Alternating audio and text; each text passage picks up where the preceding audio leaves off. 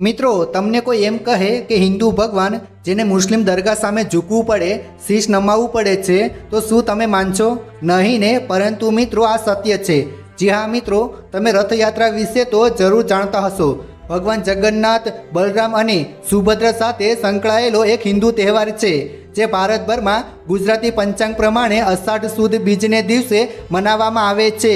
મિત્રો, ભગવાન જગન્નાથનું મૂળ મંદિર ઓરિસ્સાના જગન્નાથપુરી શહેરમાં આવેલું છે. મિત્રો, દરરોજ ભક્તોએ ભગવાનના દર્શન કરવા માટે ભગવાન પાસે મંદિરમાં જવું પડે છે, પરંતુ રથયાત્રાના દિવસે ભગવાન પોતે સામે ચાલીને પોતાના ભક્તો પાસે જાય છે. પરંતુ શું મિત્રો તમે જાણો છો કે રથયાત્રા દરમિયાન રસ્તામાં આવતી એક મુસ્લિમ પીરની દરગાહ સામે ભગવાન જગન્નાથની યાત્રાને શા માટે રોકવામાં આવે છે? આમ કરવા પાછળનું મુખ્ય કારણ શું હશે? મિત્રો, તમે પણ જાણવા માંગો છો ને? તો ધ્યાનથી આ વિડીયો અંત સુધી જરૂર જુઓ. શરૂઆત કરીએ તે પહેલાં રાધે ગોપાલ લખીને નીચે કમેન્ટ જરૂર કરજો. મિત્રો, સૌ પ્રથમ આપણે જાણીશું કે રથયાત્રા શા માટે કાઢવામાં આવે છે. મિત્રો, એવું કહેવાય છે કે ભગવાન જગન્નાથ તેમના ભાઈ બલરામ અને બહેન સુભદ્રા સાથે રથયાત્રાથી તેમના મામાના ઘરે જાય છે. આ કારણે પુરીના જગન્નાથ મંદિરમાંથી 3 રથ નીકળે છે, જેમાં બલરામજીનો રથ સૌથી આગળ છે, બહેન સુભદ્રાનો રથ મધ્યમાં અને જગન્નાથજીનો રથ સૌથી પાછળ રહે છે. એવું માનવામાં આવે છે કે એકવાર ભગવાન જગન્નાથની બહેન સુભદ્રાએ આ શહેર જોવાની ઈચ્છા વ્યક્ત કરી હતી. ત્યારબાદ ભગવાન જગન્નાથજીએ પોતાના ભાઈ બલરામ સાથે બહેનને રથમાં બેસાડીને શહેર બતાવવા લાવ્યા હતા. કહેવાય છે કે આ દરમિયાન તેઓ ભગવાન જગન્નાથના મામાના ઘરે ગુડીચા પણ પહોંચ્યા હતા અને ત્યાં 7 દિવસ રોકાયા હતા. હવે આ પૌરાણિક કથાને લઈને દર વર્ષે રથયાત્રા કાઢવામાં આવે છે. હવે ચાલો મિત્રો આપણે વાત કરીએ કે ભગવાન જગન્નાથની રથયાત્રા એક દરગાહ સામે આવીને કેમ ઊભી રહે છે.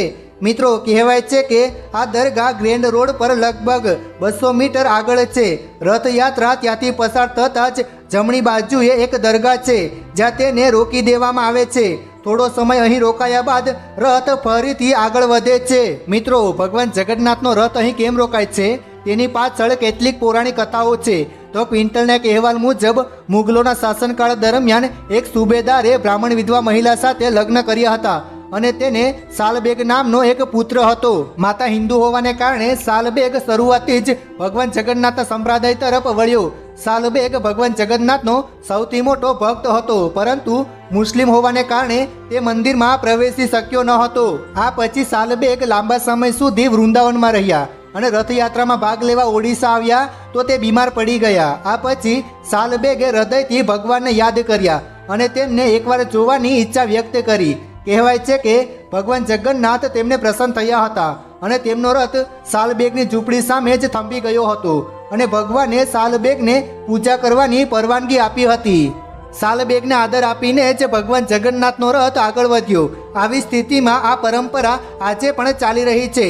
જો કે આ હકીકત પૌરાણિક કથાઓ પર આધારિત છે અને આ કહાની પુરીના રહેવાસીઓ અને ત્યાંના લોકો કહ્યા કરે છે.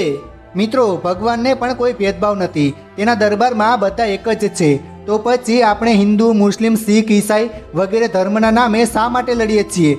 શું આ લડાઈ બંધ ન થવી જોઈએ? નીચે કમેન્ટ કરીને અમને જરૂર જણાવજો અને જેમ બને તેમ આ વિડીયો શેર કરો, લોકોને દેખાડો. ધન્યવાદ.